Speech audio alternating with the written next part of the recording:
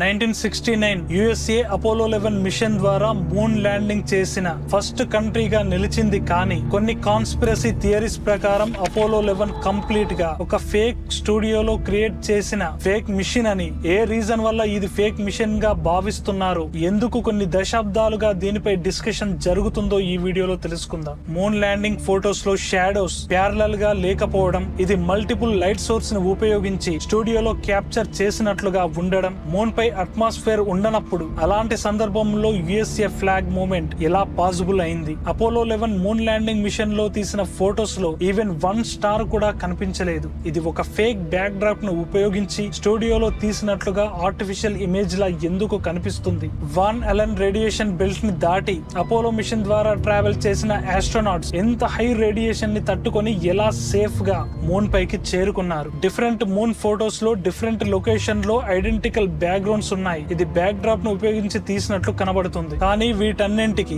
Scientific evidence and logical explanations తో strong reply ఇస్తూ moon landing fake studio setup కాదు అని నాసా కొట్టిపారేసింది. నాసా ఇచ్చిన రిప్లై గురించి, ఈ అపోలో 11 మూన్ ల్యాండింగ్ మిషన్ గురించి ఏమనుకుంటున్నారో కామెంట్ లో షేర్ చేయండి.